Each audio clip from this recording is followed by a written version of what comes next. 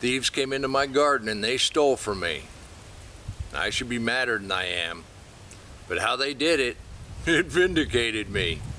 Because the way they stole from me proved me right.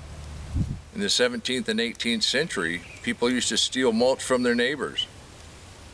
Compost piles would disappear overnight. That organic matter was worth more than gold. It meant food. Fast forward to the 21st century, AI bots, they scrape the internet. They don't go over fences. And one of them scraped through the internet, came across my deep mix mulch teaching. They grabbed some stuff, and they threw me in with the likes of Bruce Stout and Paul Gotze of Back to Eden. Pretty good company. Now, I'm not saying I'm in their league, but we all found out something in our own way.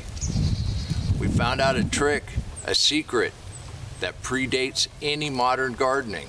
And before any of us, the Amazonian culture, they created living soil. It's what we now call Terra preta. It's dark, it's rich, and to this day it's still fertile. Scientists point to biochar as the reason it's so full of carbon. Yes, charcoal has carbon in it, but that Terra preta is still full of life. Now, I'm Waylon Smalley, PhD. That's post hole digger to you. And there's something I found out about the soil, about the dirt, about the life in the soil. Thought folks might be interested. And as for carbon, soil is the largest reservoir on the planet. It stores more carbon than just about anywhere. And on the surface, it's not just old wood chips or it's remains of generations of microlife. It's the jillions and jillions of microorganisms, the bacteria, the fungus, the nematodes, the microarthropods, living generation to generation, eating, dying, reproducing. That's what makes your soil. The same microlife that breaks down the nutrients and feeds your plants. So my contention is the carbon in the Terra preta, yes, it comes from biochar to start with, but nobody's added any biochar for generations. I think it's the generations of that life. The same life that happens here in the garden when we put deep mix mulch on top. Char or carbon, that's the structure. The organic material, that's the fuel. It's the life. The life is the engine. And what we're doing in the deep mix mulch garden, we're just creating habitat. We're moderating the temperature, we're retaining the moisture, we're creating the environment for that life. You know, I've talked about this before, but how it works, basically in a nutshell, is the planet is made up of rocks. It's earth, different sizes, sand, silt, and clay. It's got the 42 minerals that your plants need, but how do your plants get it? They can't eat rocks.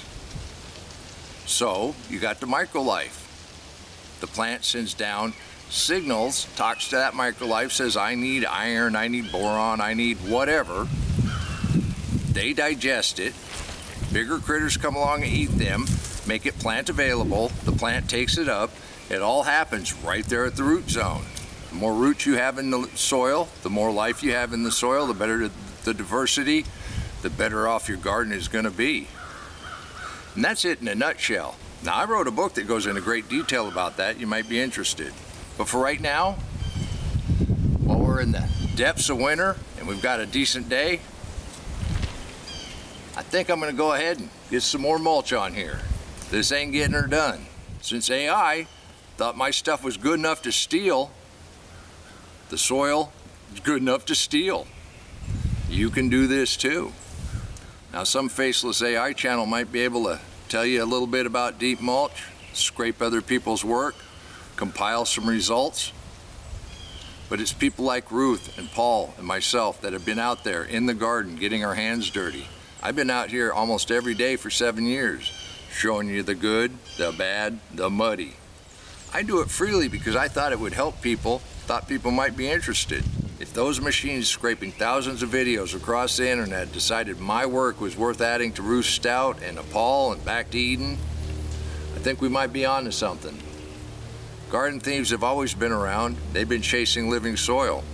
I've showed you exactly what you can do by just putting leaves and mixing together some wood chips and hay. They thought it was worth sneaking into the fence and taking what didn't belong to them. And that's what I mean when I say that validated me. It's worth coming out here just to share with you. And when you do it right, the hardest work you're ever gonna do in a deep mixed mulch garden is harvest. Well, this ain't getting her done. Well, I better get back at it and get some more mulch out here while we got a nice day. Or strengthen the fence. I might have to put a bigger lock on the gate. Keep those thieves from scraping my stuff. Till next time, remember, take care of yourself, take care of your family, and God bless you.